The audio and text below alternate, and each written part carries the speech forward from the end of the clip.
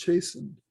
I've got the list of readers here. Dorothy, you're first if you could read. I just kind of put this up as a starting verse here, Hebrews 12:6. For whom the Lord loveth, he chasteneth, and scourgeth every man whom he receiveth. Okay. Yeah, receiveth. Yeah. That's kind of a scary verse in a way, scourgeth. We will look at that as we go down, but I just put that up as a kind of a starting verse. We have looked at the word punish. That term in the past kind of overlaps somewhat with chasten, and I just put the link here for the study on punishment. Michael, go ahead. It shouldn't be so scary when you look at verse 5, and because it's telling us that we shouldn't be discouraged. Actually, we should be encouraged. So let's get scourged. Yeah, okay, we'll get to that. I think I have us looking at verse 5 as well. In fact, the whole passage here in a bit. I don't think it's literal scourging. I think Yes. it's spiritual scourging. It's not literal. There's some figurative use there. Mhm. So here's well, these are actually the definitions we used for punishment, just so we can kind of make a distinction between punishment and chastisement. In the traditional legal model, punishment would be something like pain or some other penalty, including temporal and eternal death, actively imposed by God as just retribution for sins committed. Okay, that would be punishment. And the biblical healing model is God honoring man's free will by allowing the natural consequences of a chosen action to take place. Okay, that's punishment. Now we're going to look at chastisement, and we'll see it's slightly different. We know that God does not punish as society today would define it. Okay, we can kind of see the difference in those definitions. But does he chasten? That's the question. Does God chasten, and is there a difference? Of course he chastens, it just says so. Whom the Lord loves, he chastens. Okay, of course. One way maybe to distinguish between them would be to answer this question.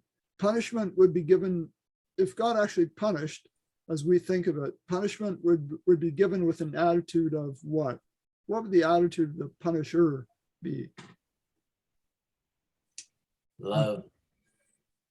You would hope so. We're talking. Well, as we understand punishment in the world system, is it really love? It's more of Oh, I thought you said from the Father. Yeah, this is just looking at punishment in general. Oh. Because God does not punish, okay, as society today would define it. Right. So you're talking about generally punishments Yes. given with an attitude of Of what?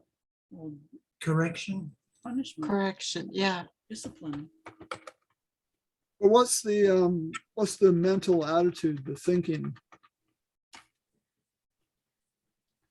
It's negative. I just can't think of a word. Yeah, okay. Change.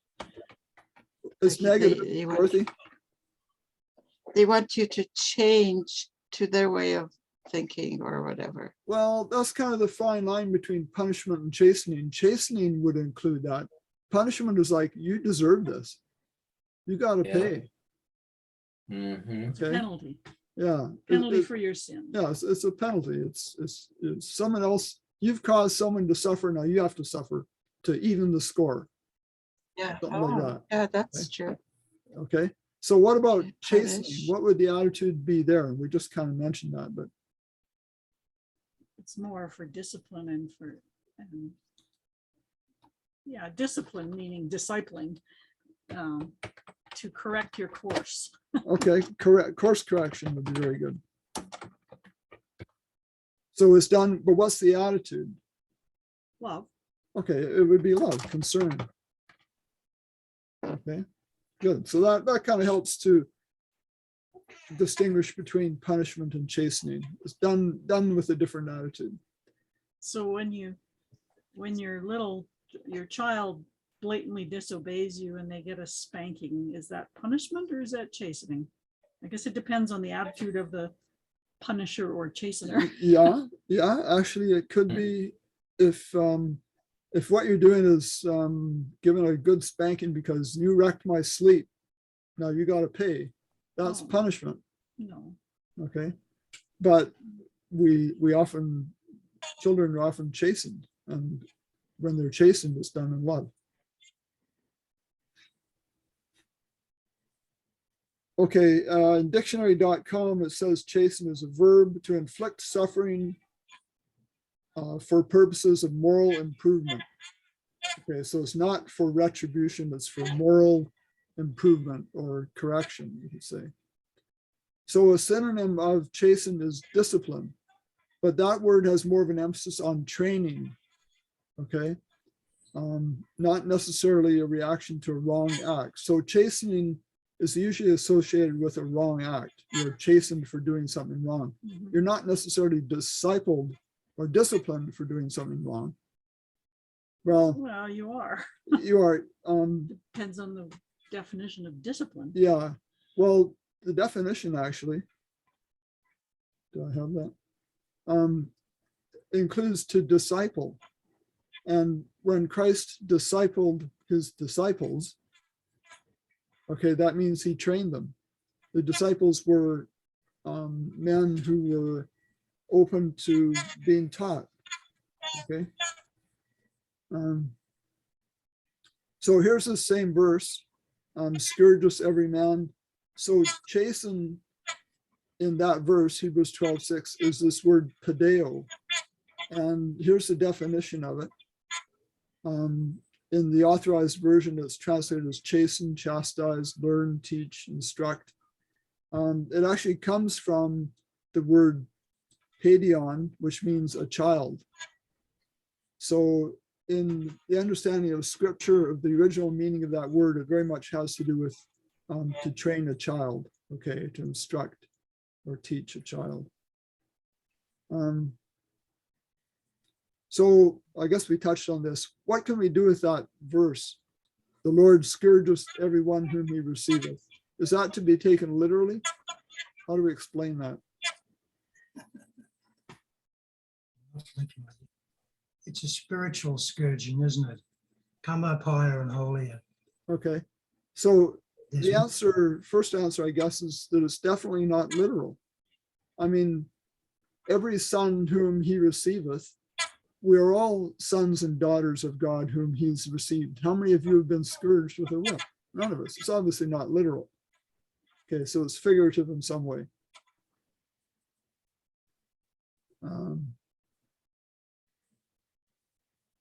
Okay, let's go down to Hebrews 12:10. Judy.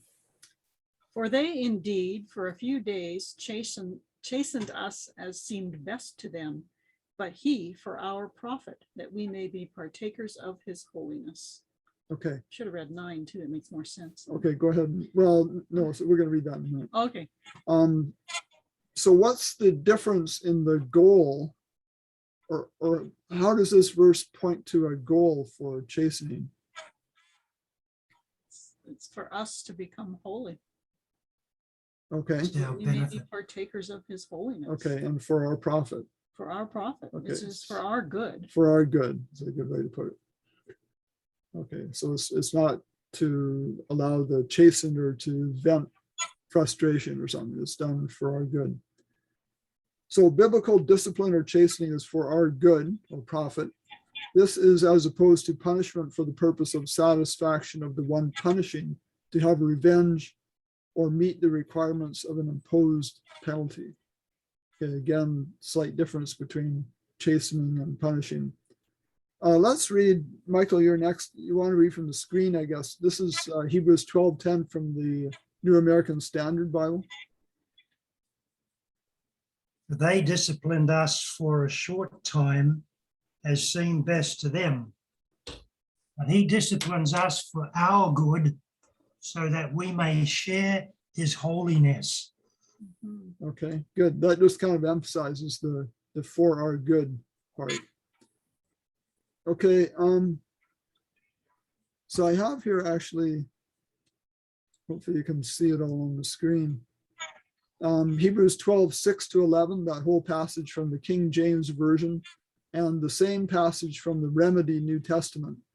And I'll read through the Remedy New Testament, and as I'm doing that, you can maybe compare with the King James on the left. And notice the King James on the left, this is where the word chastening or forms of it occur probably most often in the Bible. It's almost in every verse here, chastening, chastening.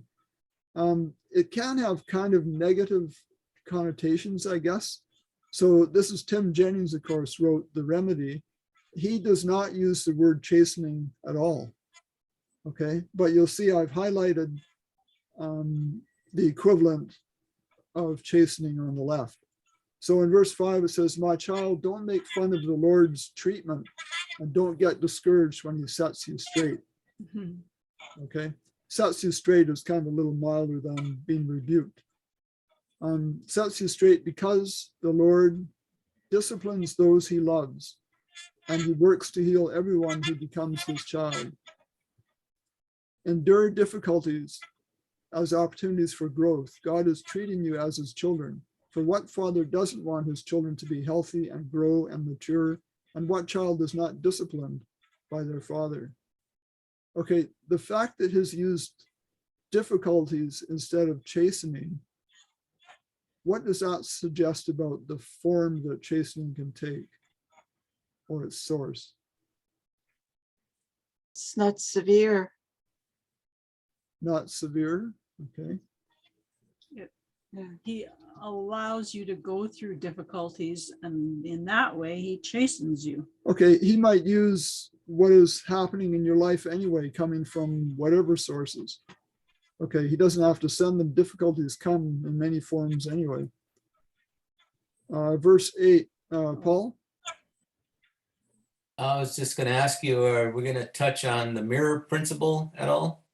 I don't have that in here, but if you think of something where it applies, definitely bring that up. That's something we need to look at.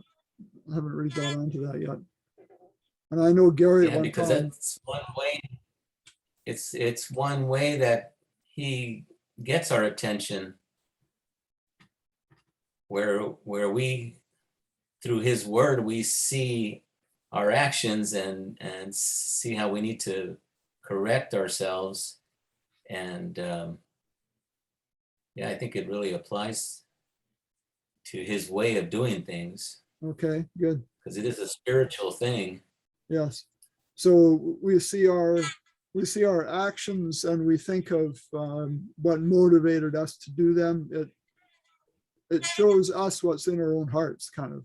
That's kind of the idea, I guess, of the mirror principle. Okay, good.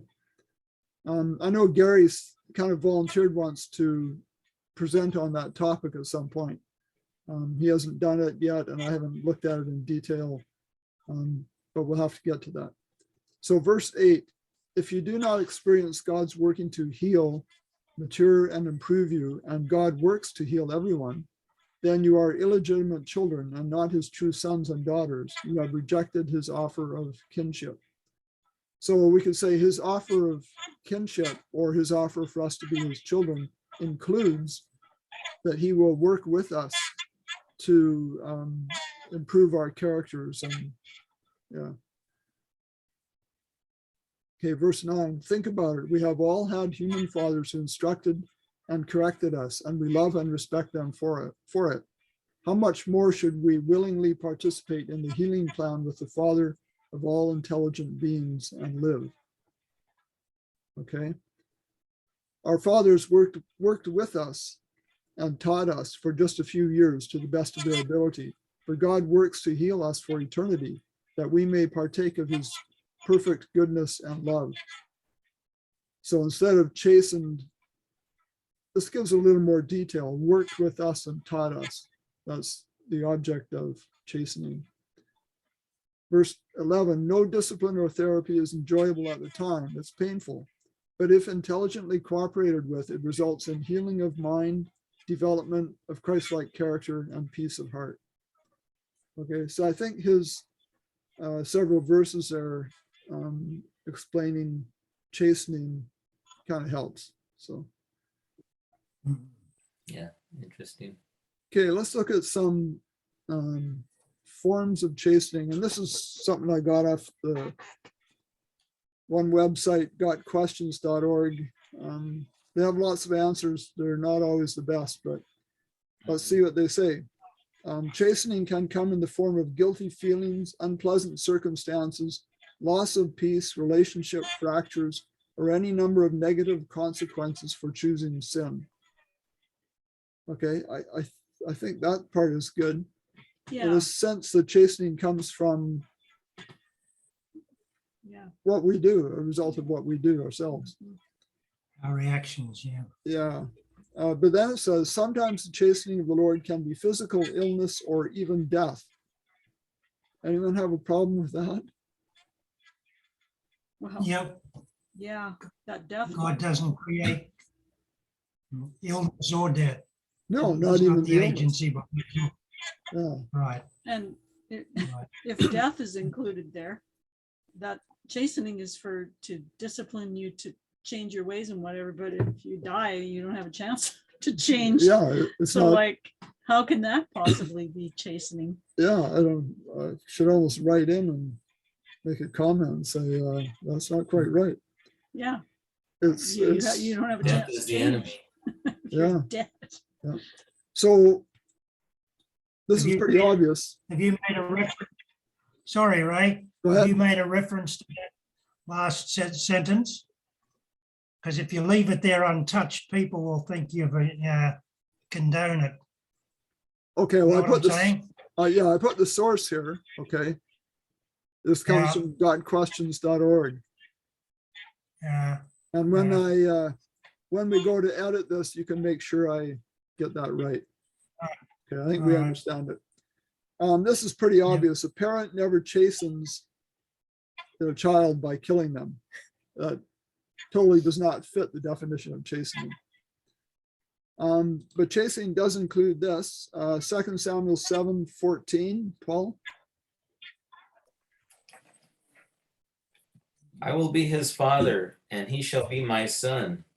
If he commits iniquity, I will chasten him with the rod of man and with the blows of the sons of men. Okay, I had put this one in without adding any comment or anything, but it just occurred to me just now. This can be understood in two ways. Can anyone see the two ways you could understand that?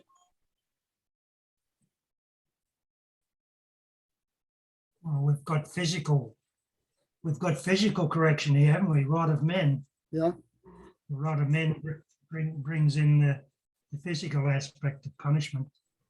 Who's talking? Is it God talking? Parallelism. is it God talking God, there? I think he's talking about David, King David. Okay, God talking to King David, you said, Paul? Yeah, or about him. Yeah, Okay. okay, Nathan's relating what God is saying to David. Okay, it seems to me that I will chasten him with the rod of men could mean a rod like men use. So men use rods to chasten. So God could be saying, I will chasten him like man does with a rod physically. Okay, or it could mean what else? Use men to chasten you. Okay, yeah. Use or allow.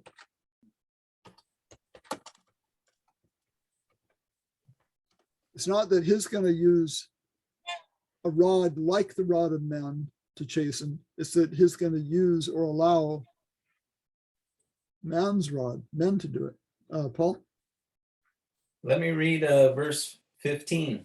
Okay. But my mercy shall not depart from him, as I took it from Saul, whom I removed from before you. So, like Saul turned away from God, so he didn't have the protection of God. So that's when men come in and do what they want to do. Yeah. Okay, good.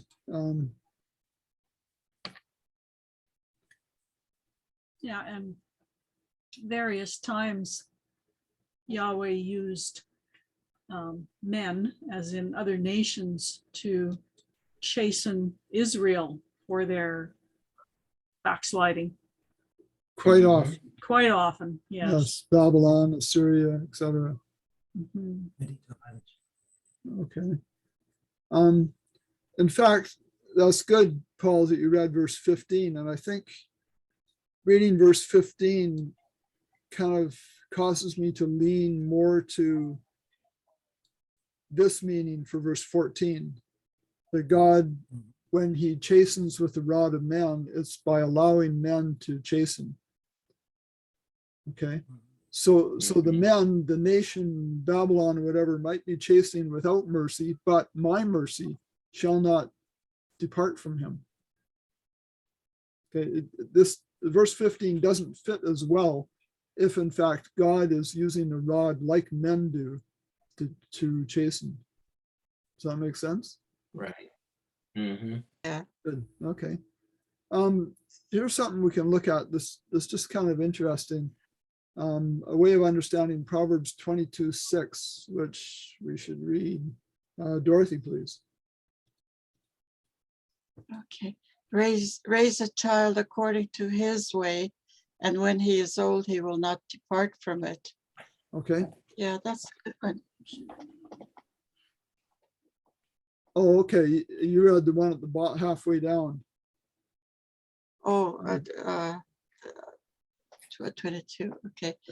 Yeah, train up a child in the way he should go, and when he is old, he will not depart from it. Okay, good. That's the King James. Yeah. So when a child grows into a mature, responsible, selfless adult, what is that evidence of? The answer right there, that they were trained correctly. Okay. But going back to Proverbs 22:6, there's a word that should be put in there that was not in the original. Train up a child in the way that he should go, and even when he is old, he will not depart from it. Because if you're training your family up correctly, they are going to be behaving correctly. They're going to be conforming to your righteous requirements or righteous desires. Yeah. So it's not just that he's only going to do it when he's old. He's going to do it all the way along his life. Very Okay. good. So I Okay. think that word even should be in there. That's something that the Worldwide Church of God taught me years ago. Okay. Because if it's not there, it could be that he will go off the rails at a young age, but only eventually, when he's old, come back to the right way. And that could apply too, Ray, Yeah. obviously, but yeah. Okay. So what does a parent think who has done everything right that they knew how to do to raise their child properly, and the child goes totally the wrong way? Does that parent feel guilty because they think, I must not have trained my child right? They can certainly feel that way.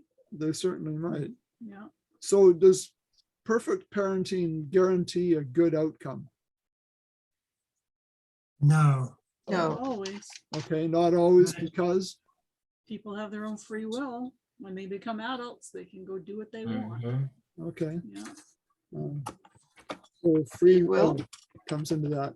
And we could point to the example of, in a sense, God parenting Adam and Eve. And how did that turn out? I mean, in the end, they came They around, sinned. but they sinned. Yeah. And what about Adam and Eve parenting Abel and Cain? Yeah, okay. Yeah. Yeah.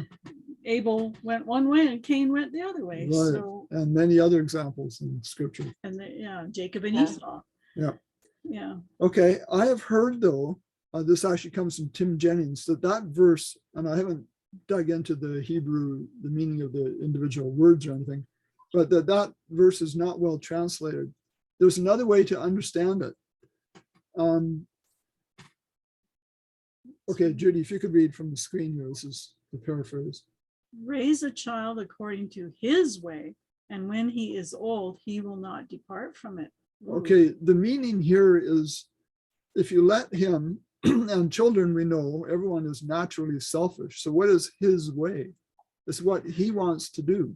So if you raise a child according to the way he wants, in other words, you allow him to do what he wants to do, he will become self-indulgent and will not depart from that path.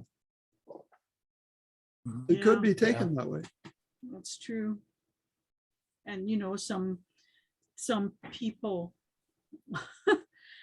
let their kids do whatever they want and they raise brats, yeah. basically. Yeah, they raise their children according to the way the children want to go. Yeah. And there's even Samuel had two sons, the prophet Samuel, and they did not turn out very well. In fact, the people, that's the reason That's they why asked. the king- That's the reason they asked for a king, because Samuel was getting old and they said, your sons don't walk in your ways, etc.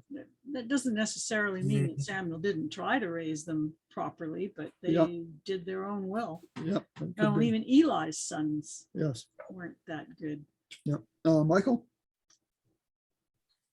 I've often thought that that's precisely the reason why we're in the mess we're in, because we were not raising our children the right way, especially when you look at Deuteronomy 6 from 6, 7, and 8, and 9, you know, that the parents were to diligently teach, and they were to teach only the law. And but we haven't been doing that, of course. No, And that's where we really went off the rails. There's Yes. many other scriptures sort of confirm that as well.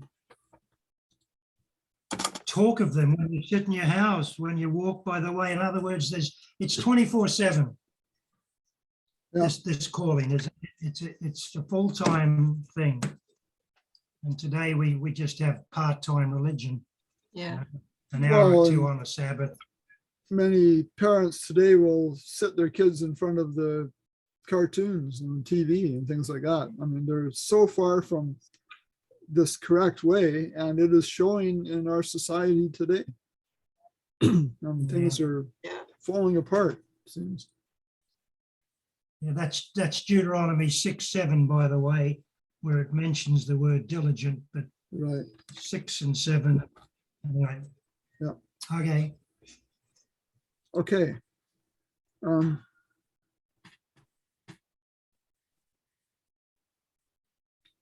Okay, here's a statement. We have generally thought that the chastening of the Lord refers to our getting sick or getting in an accident or some such bad luck.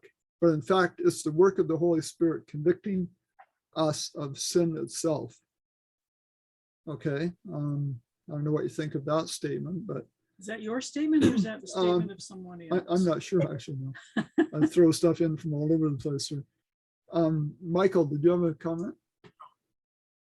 Okay, No, Paul? I'm down. That just made me think of the story of Jonah, because the sailors on the ship knew that some grievous act against God had occurred, and so that they were experiencing this storm, and it resulted in Jonah being thrown overboard to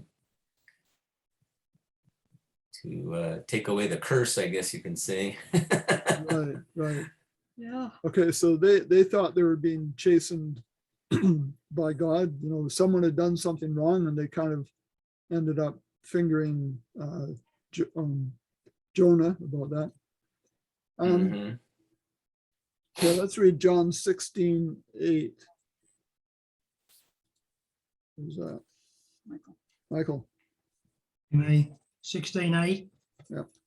And when he has come, he will convict the world of sin and of righteousness and of judgment. Okay.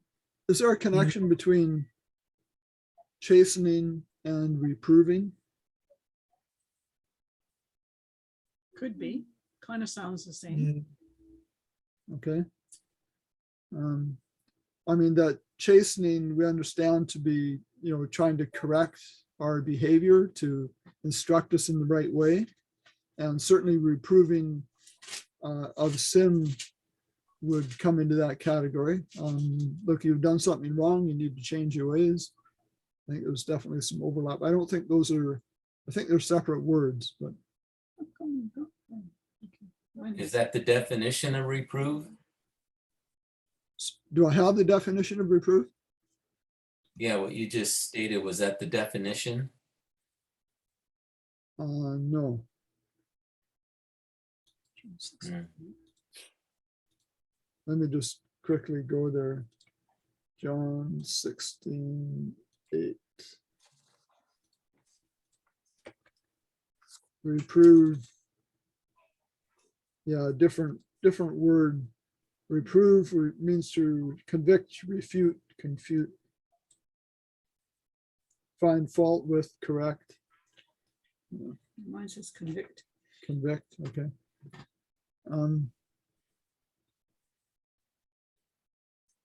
So really where this fits in, this reprove, is in a sense the first stage of chastening is to bring an awareness of sin, or the lesson isn't taught. I mean, if you're going to reprove, if you're going to chasten the child, you have to tell them why that you're doing it.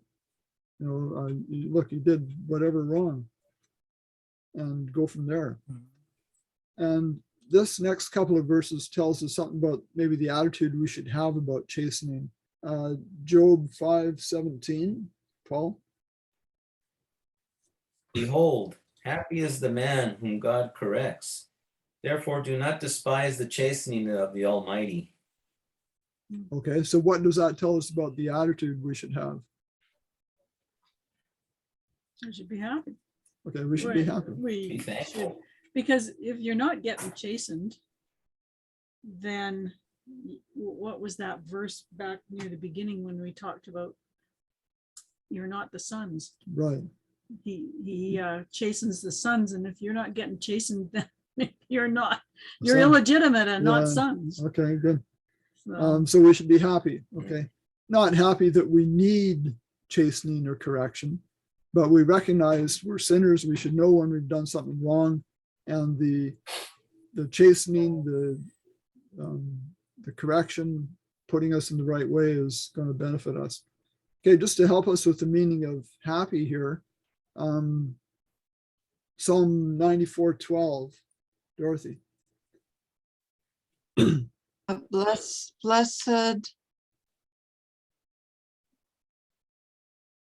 is the man whom thou chasteneth, O Lord, and teachest him out of thy law. Okay, maybe really the Job verse is telling us what the blessed means. They're the same word, okay? Blessed or happy is the same thing. So in Psalm 94, we could say, happy is the man whom thou chasteneth. Yeah.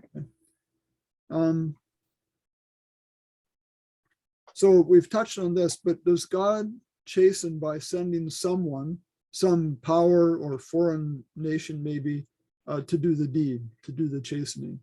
Does he ever do that? Yeah. Mm-hmm. Okay, he did it. Well, yeah, he also sent Nathan to David to chasten him, okay, to give him the message of what he'd done wrong. bring him to an awareness of what he had done wrong, and then go Yeah. on from there to discipline and Yeah.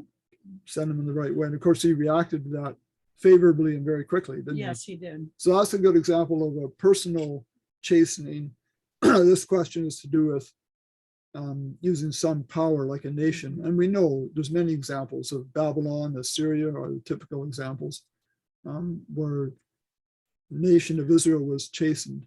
And Yeah. sometimes it worked. Like sometimes the king in power would repent in sackcloth and ashes and go and pray, and then the army would go away. Yeah. So that happened Yeah, more than once. Hezekiah was a good example. of Hezekiah, that. yeah, Yeah. yeah. And they would Yeah. they'd repent and listen to the chastisement, and it had a good effect Yeah. on them. Okay, let's read Isaiah 10:5 and 6. Here's an example of what we just talked about. Woe to Assyria, the rod of my anger and the staff in whose hand is my indignation. I will send him against an ungodly nation, and against the people of my wrath I will give him charge, to seize the spoil, to take the prey, and to tread them down like mire of the streets. Okay, that's got a bit of fairly strong language in it. Mine anger, people of my wrath, etc. But a key thing here, okay, is sending Assyria. A key thing is to understand this word send. And that's a word we've looked at in the past. And I put the link here for our study on that. And we know that send, according to that definition, that understanding can mean basically allow. He allowed Assyria to come against Israel. Israel, by their Couldn't prevent. by all the things they were doing wrong, had basically stepped out from God's protection, and Assyria was allowed to come in. I put the definitions of the different words. We don't need to look at that in detail, but for instance, one is the word yakar, Hebrew word, most often translated as chastise, instruct, correct, taught, are all very close. Punish, of course, we understand to be a different meaning. Maybe that use is not really appropriate. I didn't look at it. Another similar word is yakach, I guess. It's got the pronunciation right. Yaka. Yaka, okay. Reprove, rebuke, correct, etc. Are these all different words that are translated chastise? Yes, yes, I think so. This word here, ana, afflict, humble. This is not quite as close to chastise. You notice it says MISC, that's miscellaneous 11. So probably at least once in there, once probably it's translated as chasten. Ray, what is Lenoth? One use called Lenoth, capital L. There. You see that? Oh, yes. Wonder what that is. I don't know. Anyway, okay. I'll check it out. Yeah.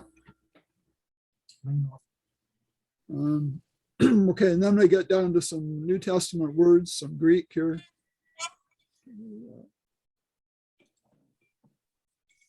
I did.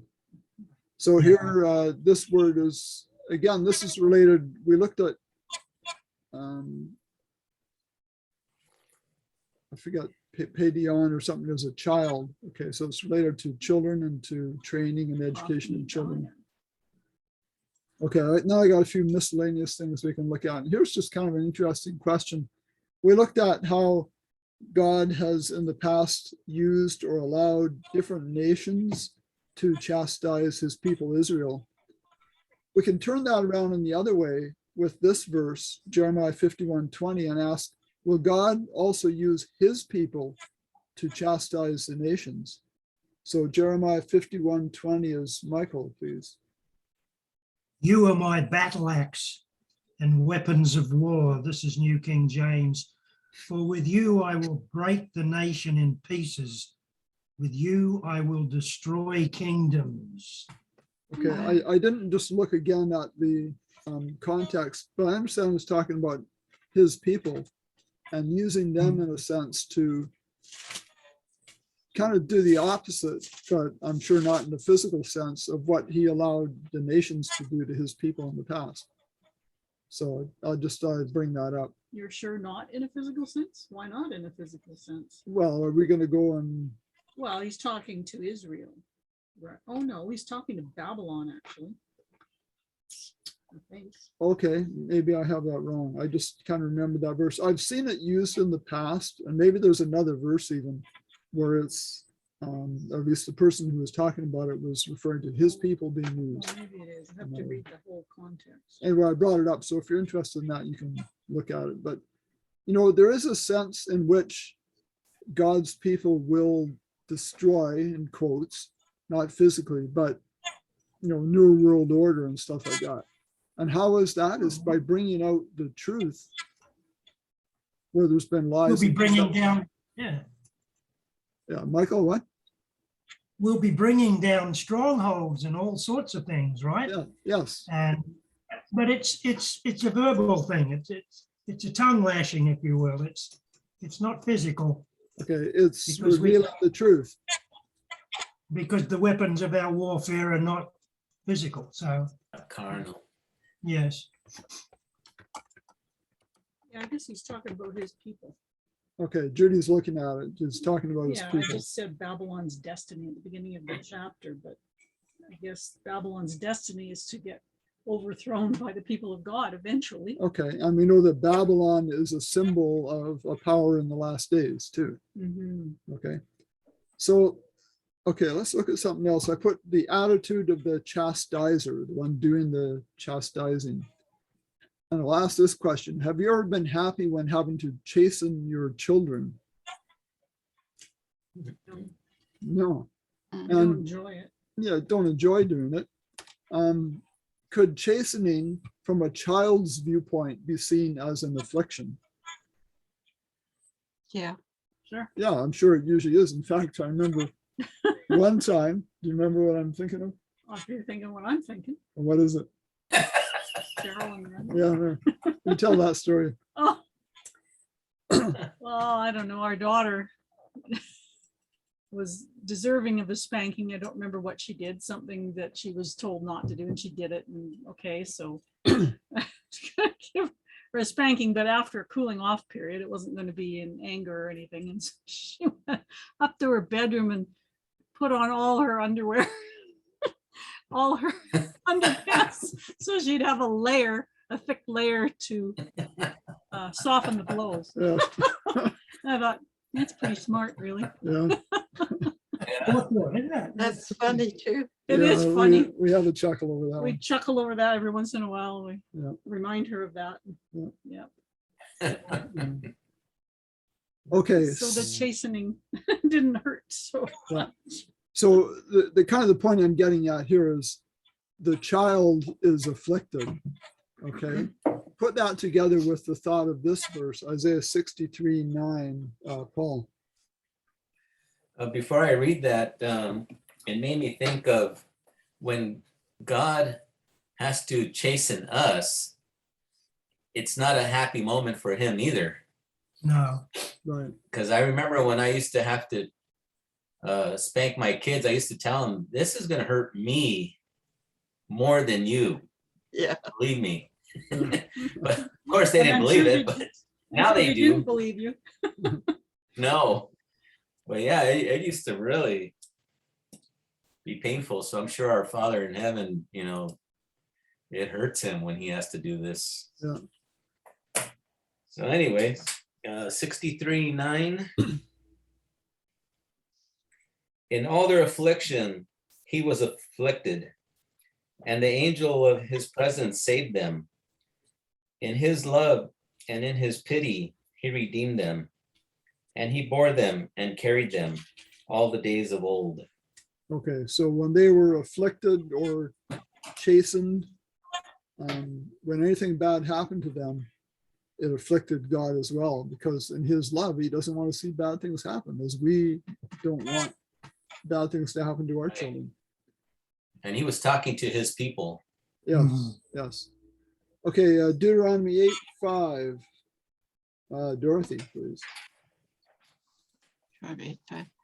Thou shalt also consider in thine heart that as a man chasteneth his son, chastises his son, so the Lord thy God chastises thee. Yeah, kind of funny words when they add the F's and things on. So Yeah. it hurts us to have to chasten our children. Hopefully it does. I mean, if we're doing it properly, not out of anger. And it's the same for the Lord, is the point. Okay, Psalm 6:1. This is kind of interesting, Judy. O Lord, do not rebuke me in your anger, nor chasten me in your hot displeasure. Okay. Is he saying there that when God does chasten, it's done in hot displeasure or anger? It's not saying it there, but that's how David might have took it at the time. Okay. That might be the understanding. Of course, we know it's not true. It's not Right. hot burning anger as we would normally talk of it. God's anger and his wrath needs to be correctly understood, and that's where another word study comes in. So that's not saying, the Bible is not saying that God chastens when he is angry or is angry when he chastens. But that, like you say, that might have been David's thinking. It might have been David's thinking, Yeah. if he was feeling guilty as he should, then he might have thought that way. Can a person chastise themselves? Oh, yeah. Okay. Mhm. You can beat Yep. yourself up over things you've done wrong. Okay. Yep, you can. Okay. Here's a verse, Daniel 10:12. Michael.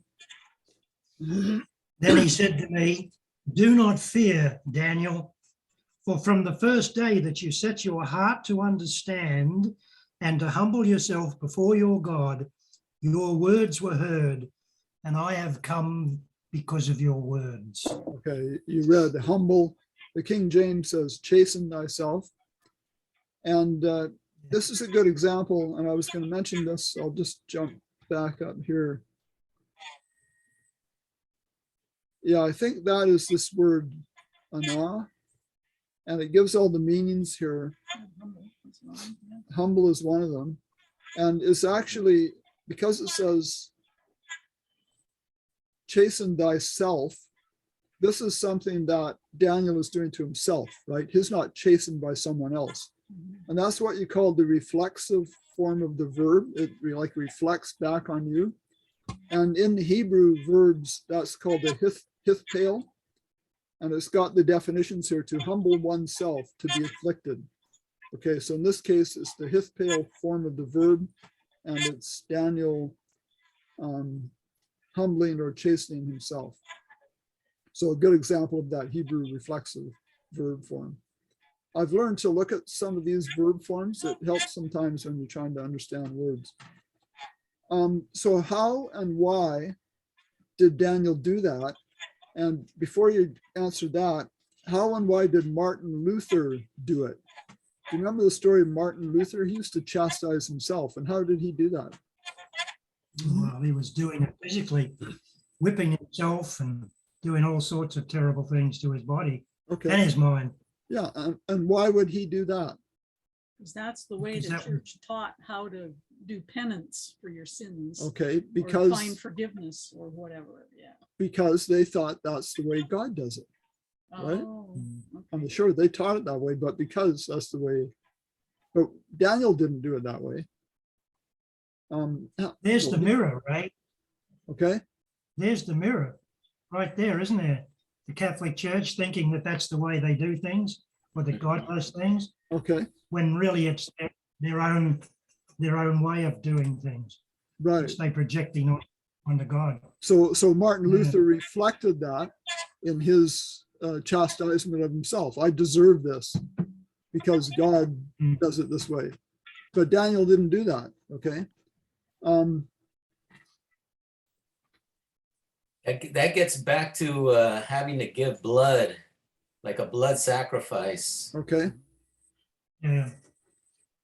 Appeasement. Mhm. Okay. Okay. I got some questions here, but we should answer our question. Why did Daniel do that? Or how did he do it? Daniel 9:3-5, Paul. Then I set my face toward the Lord God to make requests by prayer and supplications, with fasting, sackcloth, and ashes. And I prayed to the Lord my God and made confession and said, O Lord, great and awesome God, who keeps his covenant and mercy with those who love him and with those who keep his commandments. We have sinned and committed iniquity. We have done wickedly and rebelled, even by departing from your precepts and your judgments. Okay.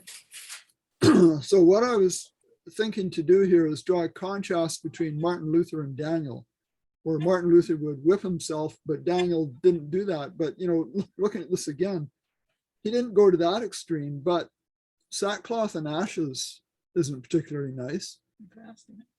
And fasting, I'm thinking the fasting was done in Daniel's mind, partly for clearness of mind and such things. I mean, you think back to Daniel chapter 2, the whole reason, this fasting is not going totally without food necessarily. Back in Daniel chapter 2, chapter 1, I guess I should say, they didn't want to eat of the king's food, right? Because they wanted to have clear minds and, be good students or whatever. But perhaps Daniel had a little bit of this thinking. Sackcloth and ashes. Did God ever Yeah. command them to wear sackcloth and ashes, or is that something that they developed themselves? That's a good question. Yeah, it is. Either way, God didn't prevent that from them from doing that sort of thing. No. If there's any instruction on that, it's because of sin. It's his plan B. Yeah. Even the Ninevites used this method. Exactly. Sackcloth and ashes. So it seemed like it was a cultural thing. Yes. Yeah. It was the thinking of the times. Mhm. I know in the movie Joseph, a very good movie, when Jacob is presented with Joseph's coat with blood all over it by his brothers, and they're claiming that Joseph has been killed by a wild animal. He just starts wailing, and he goes to an old fire pit, I guess, and just dumps handfuls of ashes on his head. Yeah. But did God ever command it? Good question. Okay, I'm just looking back up to Daniel 10:12 here, further up the screen. You can kind of connect Daniel's chastening himself with his setting his heart to understand. Okay, this is where we can make that connection with wanting to have a clear mind. His wanting to understand something. Okay, and that's the purpose for which he chastened himself. When it says in a number of places, prayer and fasting, the fasting is not to cause you discomfort so much as to have clearness of mind, and perhaps not the distraction of food preparation and all that sort of thing, but it's totally for our good. It's not to cause us pain or anything. We don't need to be doing penance. These verses we read too brought back to me. They were part of the impetus for me to do that study on fearing God, because these verses tell us to those who love God and keep his commandments, not fear God and keep his commandments. So, yeah. In the context of that, Daniel 10:12, back in verse 2 and 3, in those days, I, Daniel, was mourning 3 full weeks. I ate no pleasant food. No meat or wine came into my mouth, nor did I anoint myself at all till 3 whole weeks were fulfilled. So he was humbling and chastising himself in some way. Sort of a partial fast, it sounds like. Probably ate quite simply. Yeah. I think I meant to put those verses in there, didn't I? That's Daniel 10, 2, and 3.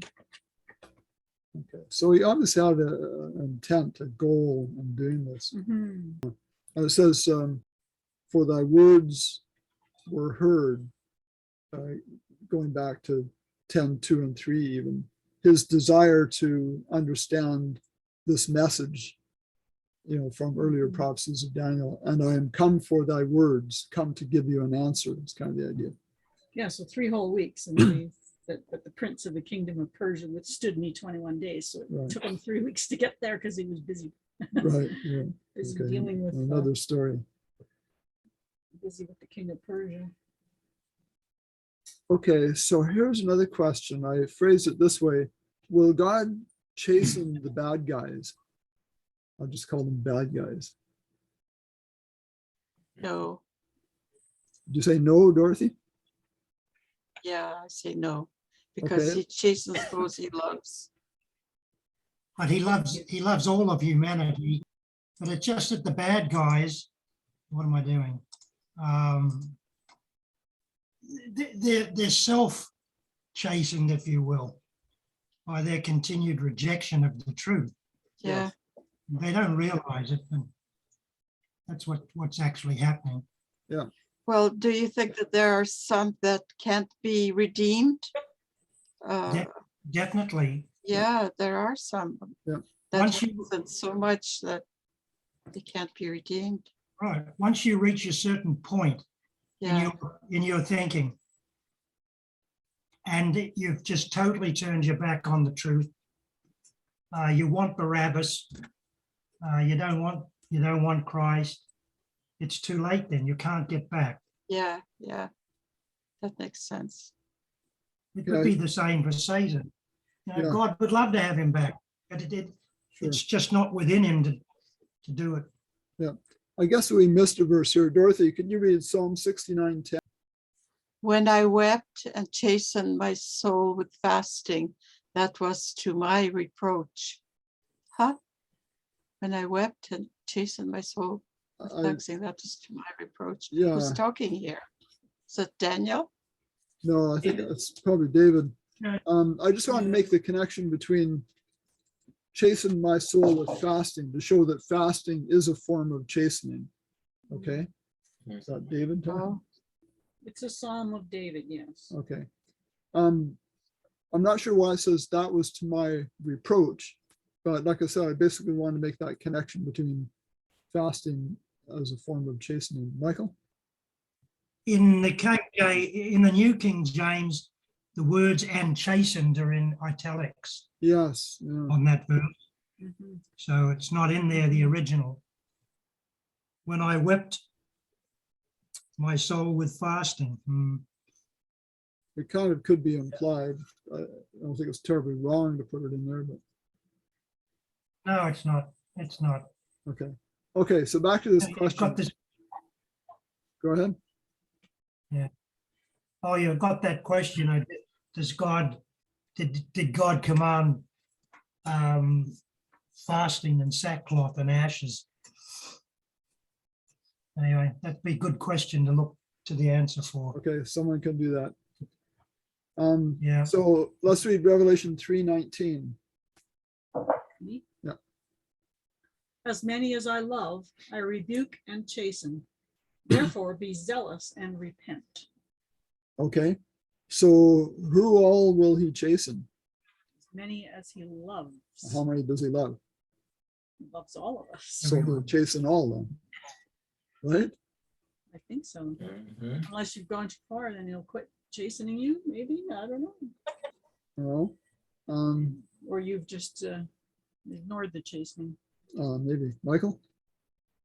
I think that chastening will actually come when the whole world will have a revelation of God's character through the three angels' message, and especially the angel of Revelation 18. Yeah, The truth for most will be seen as chastening, yes. but for Okay. those who are wise, it's not so. Okay, we read the verse before he chastens sons. So I asked the question here, could it be that chastisement is, like forgiveness is, both given or offered and received? Mhm. In other words, God does anything he needs to and can in our circumstances to chasten us, but many people will reject that chastening.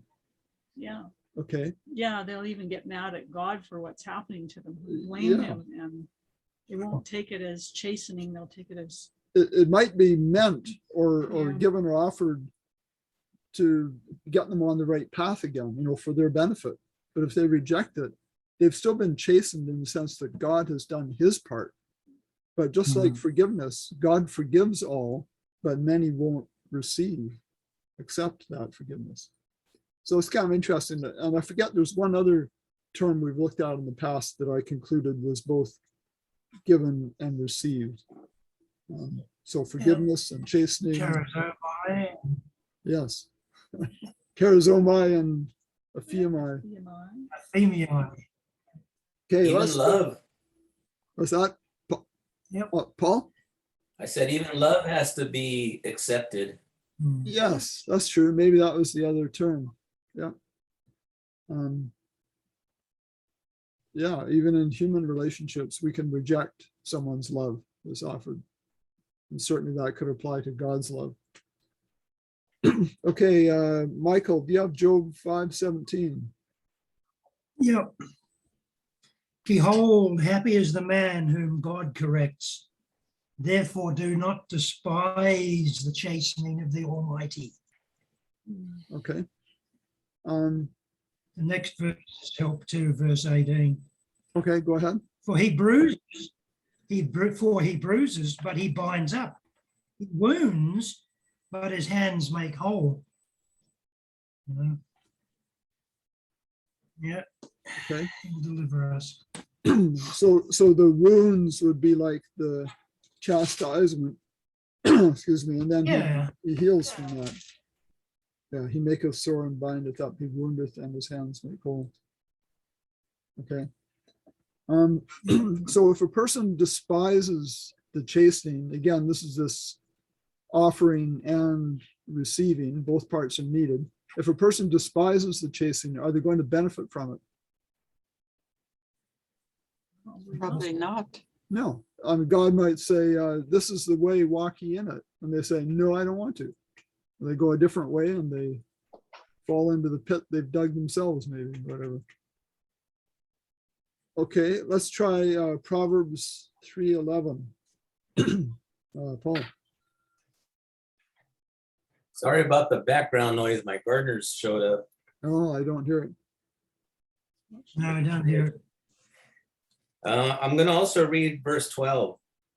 Okay. My son, do not despise the chastening of the Lord, nor detest his correction. Mhm. For whom the Lord loves, he corrects, just as a father, the son in whom he delights. Okay, I guess I had 11 and 12 in there. So whom the Lord loveth, he correcteth. In other words, he would correct everyone. Okay, because he loves Yeah. everyone. But Yeah. some will despise and reject that. Okay, we've come to the end. Yay.